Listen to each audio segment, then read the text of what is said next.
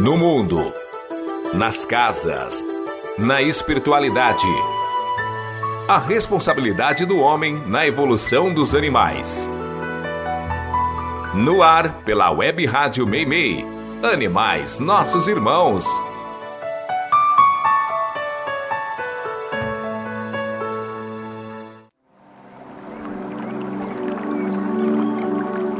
Bom dia, amigos ouvintes. Este é o programa Animais Nossos Irmãos, que vai ao ar pela Web Rádio Meimei todos os domingos, das 10 horas às 10h30 da manhã.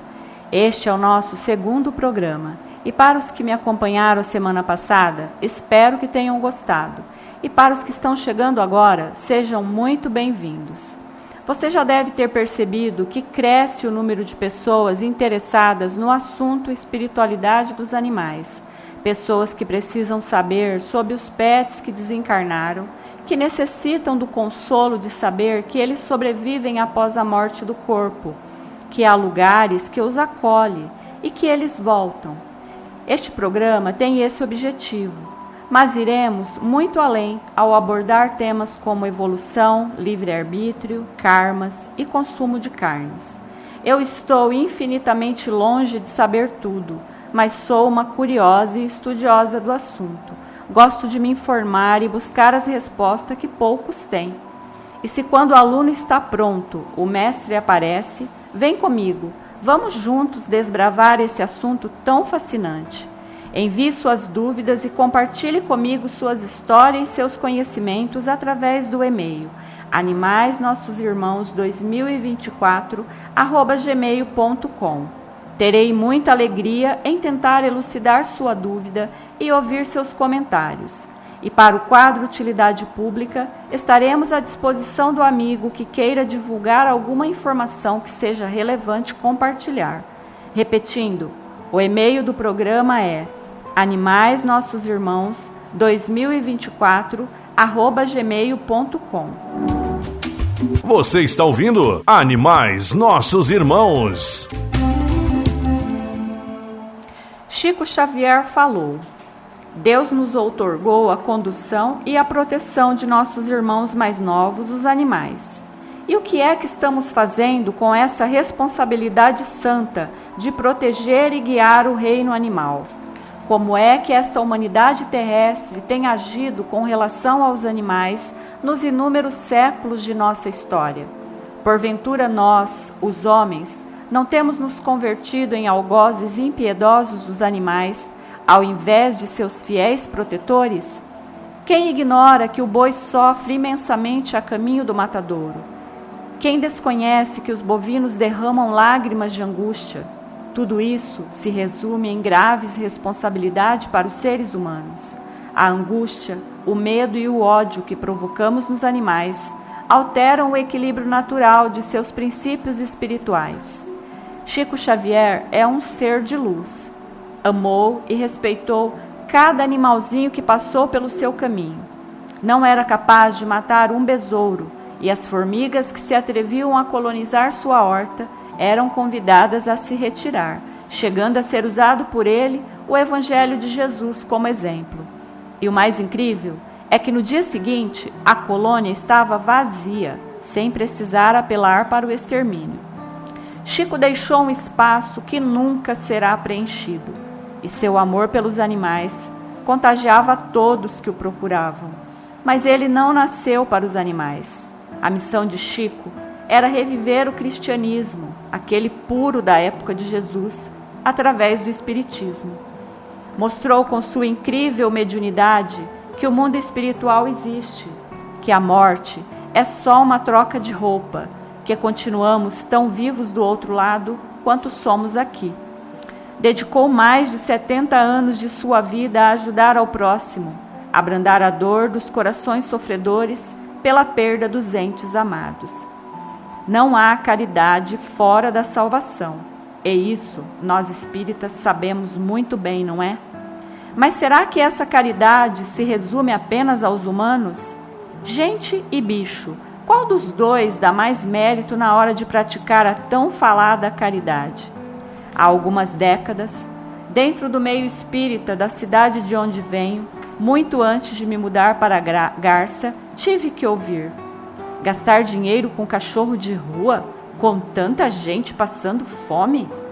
Isso foi dito durante a entrega de sopa para as pessoas carentes, onde eu sempre levava ração para alimentar os cães que acompanhavam essas famílias. E mesmo diante de todas as mudanças de nossa sociedade para com os animais, é comum tais questionamentos. Sendo assim, por que alimentar os animais, se esse alimento poderia ser destinado a crianças carentes? Por que gastar dinheiro com cães de rua, quando existem tantas crianças nos semáforos? Por que tanta mobilização com animais perdidos, quando diariamente crianças desaparecem? Por que tanto desamor, meus amigos? O mundo está um caos. As pessoas perderam a compaixão por seu próprio semelhante. Então, como cobrar delas a empatia pelos animais? Há uma ânsia por terminar o dia. As pessoas andam sempre apressadas, sempre estressadas. Fica difícil olhar o nosso semelhante com o olhar de amor que Jesus nos ensinou. Ainda mais quando esse mesmo semelhante é o responsável direto pelo nosso estresse. Quem nunca quis esganar alguém que atira a primeira pedra?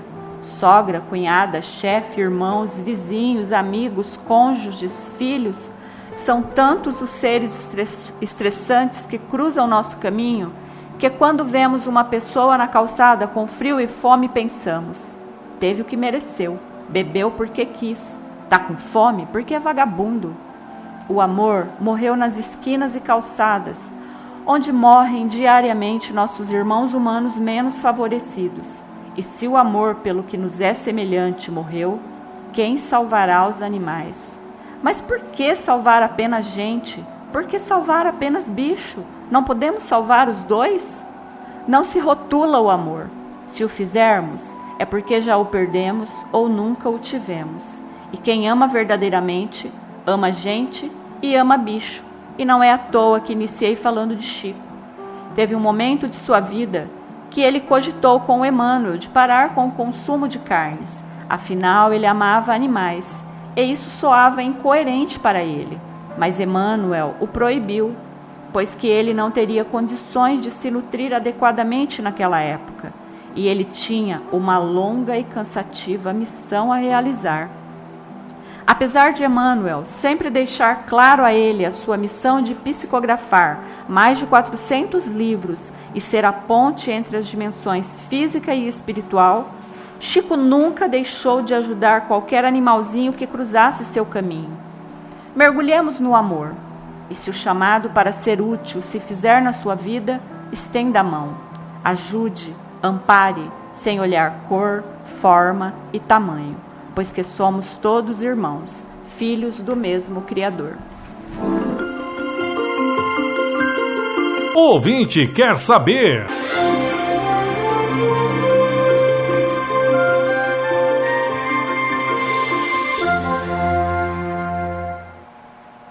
No quadro O Ouvinte Quer Saber, a ouvinte Júlia nos pergunta: matar um cachorro é tão errado quanto matar um ser humano?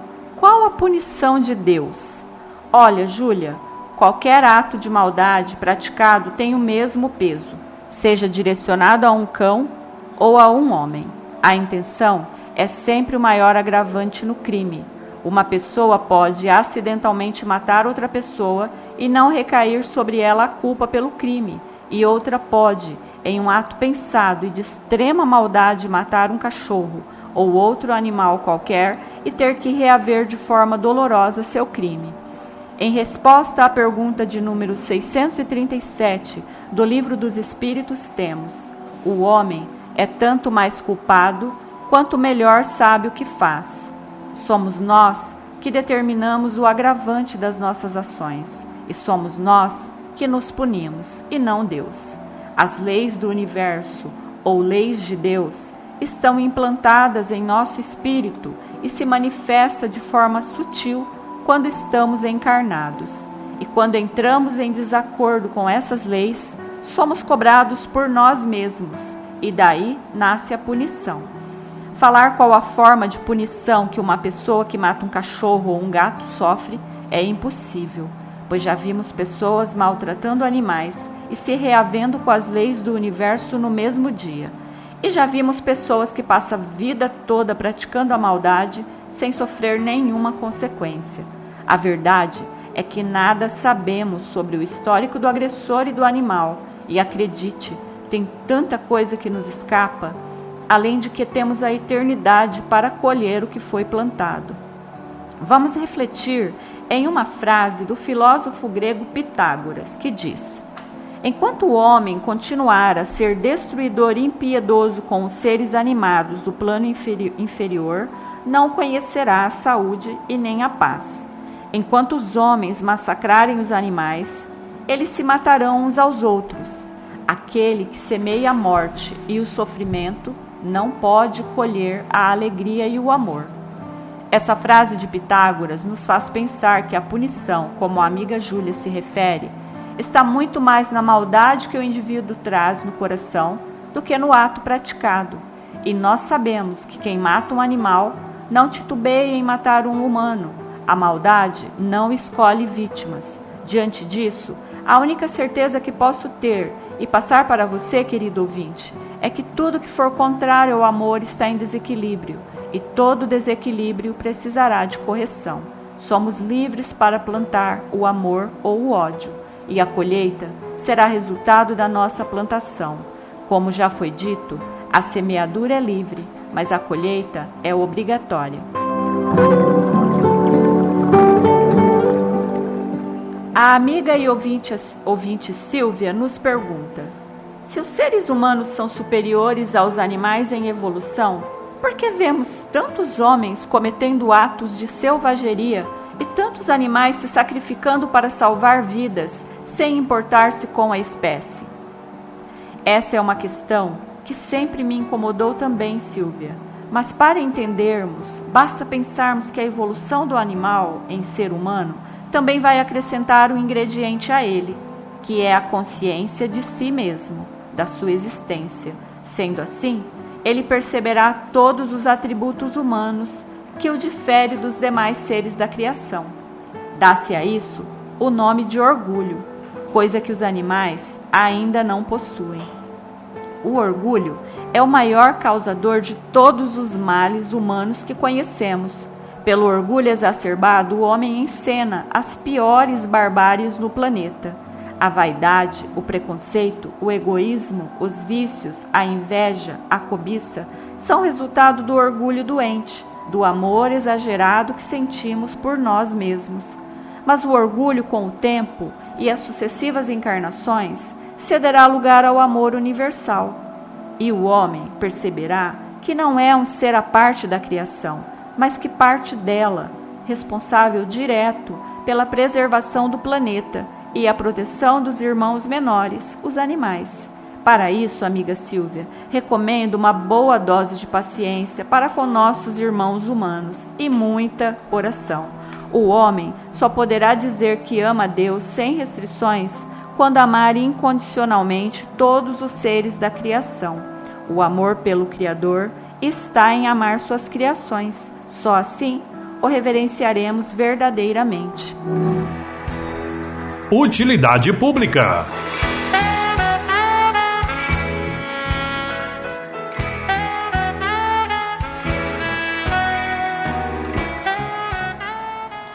É época de reprodução de pombos e eu sei o quanto algumas pessoas os odeiam, por causa da sujeira, medo de doenças, o som que eles fazem ou o velho e perpetuado desamor por todas as criaturas de Deus. Escolha apenas um desses motivos, para que eles sejam alvos constantes de ataques. Os pombos já foram muito utilizados nas guerras. Por serem velozes, eles eram encarregados de entregar mensagens e medicamentos, e os pombos brancos sempre foram tidos como símbolos de paz. Os pombos perderam seu habitat natural por causa do crescimento das cidades e hoje dividem o espaço com os humanos, interagindo em alguns casos de forma pacífica. Afinal, um já se habituou ao outro. Mas é claro que um animal que se reproduz com rapidez, que faz ninhos em forros, telhados, sacadas, são barulhentos, sujam e podem transmitir doença, não são vistos como os vizinhos desejados por muitos. Dias atrás, eu soube de um caso onde ninhos de pombos com ovos e filhotes foram arrancados e atirados ao lixo, dezenas deles. Esse caso não é isolado, e é assim que as pessoas se livram do inconveniente de ter pombos por perto. Esse tipo de coisa me entristece muito. São animais pacíficos, bonitos e já serviram ao homem por muito tempo. Mas mesmo que eles se sintam parte da sociedade, não o são, pois que são animais e deveriam viver longe das pessoas e das atrocidades que elas são capazes de fazer. E se você que lê é um dos que odeiam pombos, aqui vai uma dica para afastar os pombos de sua casa sem apelar para a matança. Não deixe alimentos pelo quintal, isso os atrai. Feche entradas de forros, locais propícios a ninho. E uma dica que também ajuda é pendurar CDs velhos nos locais onde eles têm procurado fazer ninhos. Assim, eles se afastam, pois que os CDs refletem a luz solar e os assustam. E se nada disso ajudar, ore. Peça aos bons espíritos que os afastem, que eles encontrem novo local para se reproduzir. Por favor, não profane os ninhos. Todo ninho é um berço, local onde repousam inocentes. Notícia. Foi notícia.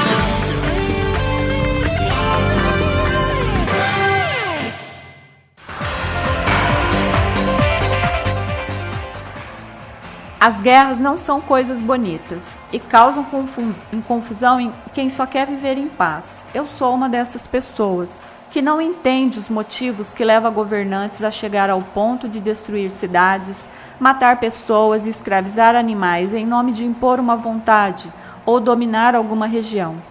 Guerras são frutos do desamor e da inferioridade que ainda impera no nosso mundo. E até que o planeta dê seu salto evolutivo e alguns encrenqueiros sejam convidados a se retirar daqui, teremos que assistir e sofrer com essas batalhas sem sentido.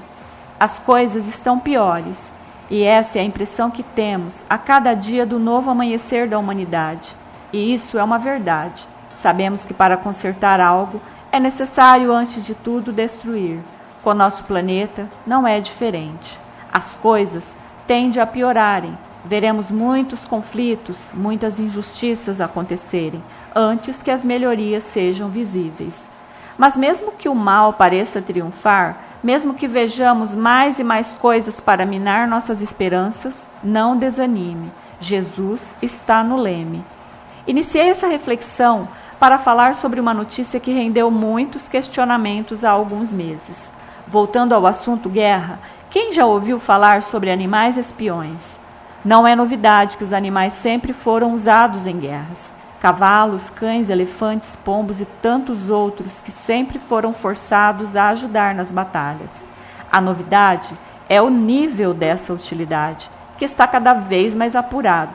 O caso da baleia beluga, que foi encontrada morta e que suspeitam ser uma espiã russa, levantou muitas questões. A beluga, para quem não ouviu a notícia, foi encontrada morta a tiros, usando um colete onde era possível acoplar uma pequena câmera. Supõe-se que era utilizada pelos russos para filmar as águas inimigas, mas nada pôde ser comprovado. A morte da beluga ainda é um mistério. Pode ter sido intencional eliminar o espião, mas pode ter sido uma caça mal-sucedida também, já que foi morta em águas norueguesas, onde a caça às baleias é muito praticada. Mas enquanto se discute se o animal era ou não um espião russo, é bom saber que isso não é de longe um caso isolado. Já há relatos de golfinhos, focas e polvos em missões de reconhecimento, remoção de artilharia e, possivelmente, na implantação de minas explosivas magnéticas. Desde 2018, quando uma foca foi filmada recebendo treinamento e usando um colete semelhante ao da beluga, a teoria de animais espiões ganhou força. As mentes humanas por trás disso gastam milhões de dólares ou qualquer outro nome que se dê o dinheiro utilizado para treinar animais. E nós sabemos que esse treinamento não é feito com afagos e palavras de incentivo. Eu gostaria de saber a opinião do amigo leitor sobre o assunto e quem sabe possamos falar mais sobre ele. Mande seus comentários para o e-mail animaisnossosimãos2024@gmail.com.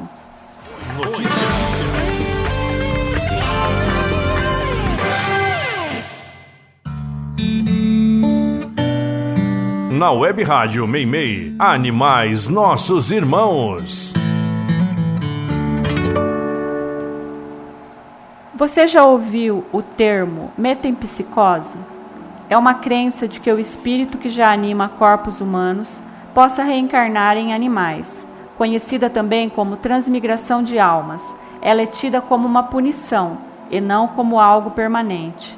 Muito difundida entre os grandes filósofos gregos, acreditava-se que as almas dos assassinos iam habitar os corpos dos animais ferozes, para neles receberem castigos. As almas dos impuros reencarnariam os porcos e javalis, as almas dos loucos, as aves, e as dos preguiçosos e ignorantes habitariam os animais aquáticos.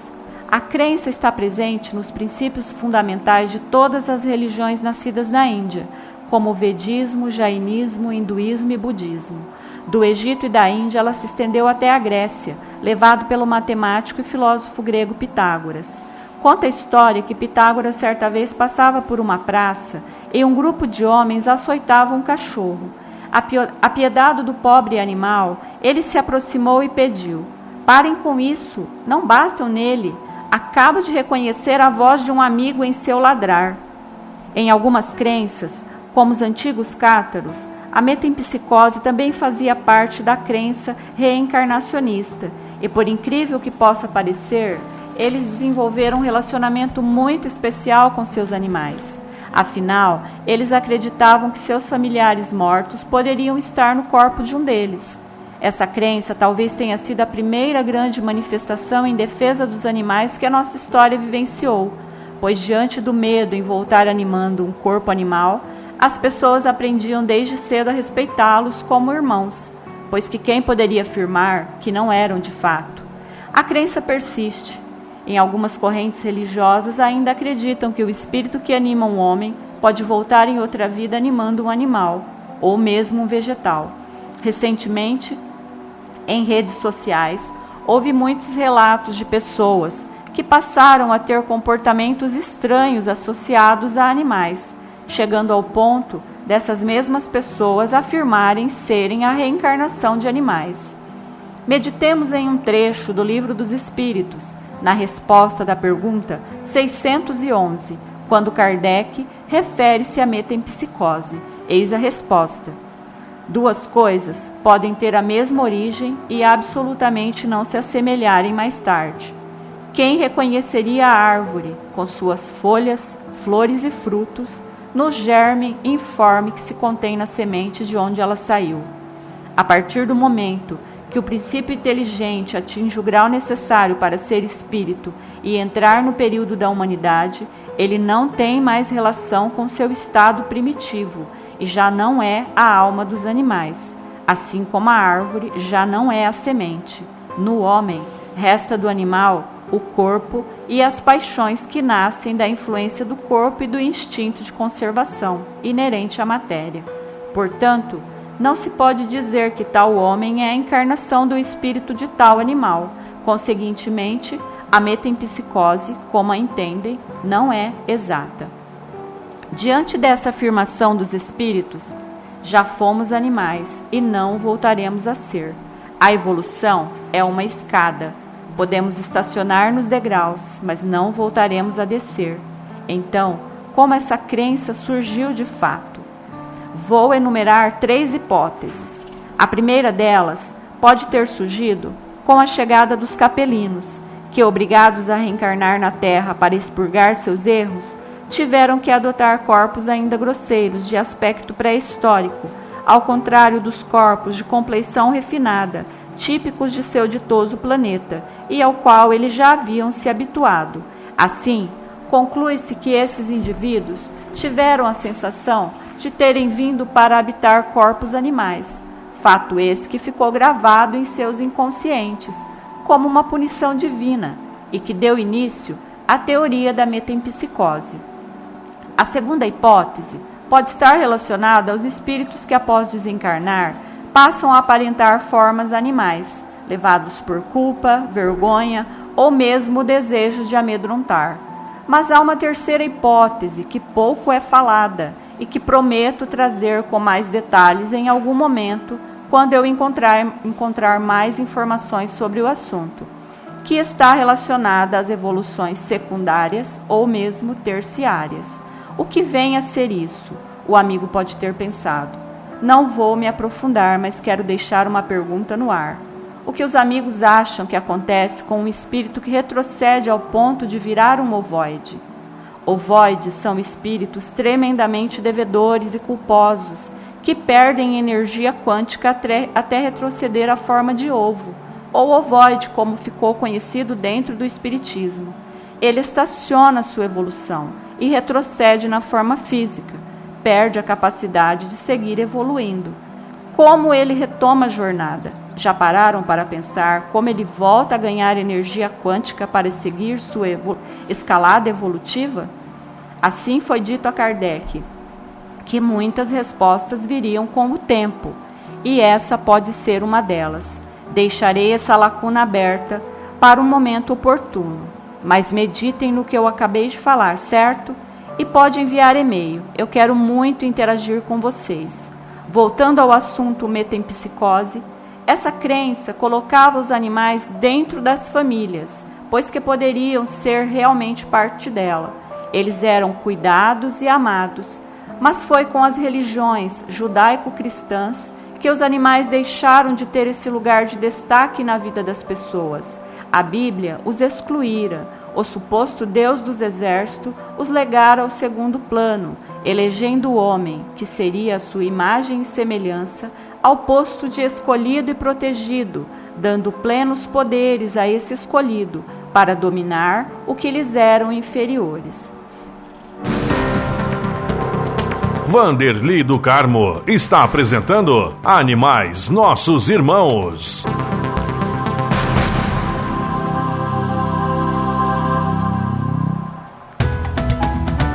Você sabia? Caneta e papel na mão. Aqui vai a dica de leitura. A dica desta semana é o livro da veterinária Irvênia Prada, A Questão Espiritual dos Animais. O livro trata de forma científica e espiritual o sofrimento e evolução animal neste planeta.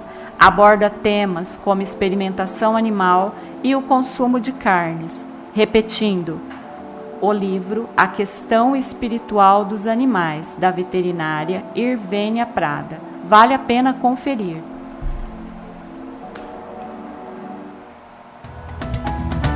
Você sabia? Há poucos anos, os cientistas encontraram no mar do sul do Japão uma espécie de água-viva que está sendo considerada imortal. Seu nome é Turritopsis nutricula e ela mede apenas 5 milímetros. Isso mesmo, 5 milímetros. O minúsculo animal consegue se regenerar como nenhum outro ser vivo. Quando ferida ou sob estresse, ela volta para o fundo do mar e regride ao seu estado infantil, conhecido como pólipo, e quando volta a crescer, em torno de 2 meses depois, está totalmente regenerada. Claro que para um animal tão pequeno é muito fácil morrer. Ela pode ser esmagada, devorada ou mesmo aspirada por um predador. Mas ela nunca vai morrer de doenças ou causas naturais. E essa foi mais uma curiosidade incrível de mais um animal incrível.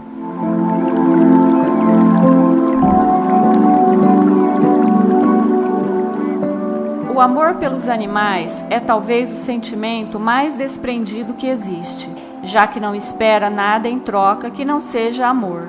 Mas precisamos ter em mente que não devemos odiar nosso semelhante em nome desse amor. O irmão humano que comete a crueldade hoje é o mesmo que vai resgatar animais amanhã.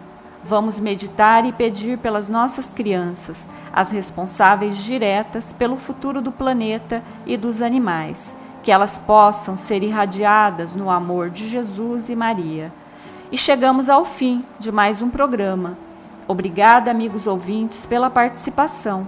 Que Jesus nos guie e oriente em mais essa semana que se inicia. Tenham um bom domingo. Fiquem com Deus e até o próximo programa.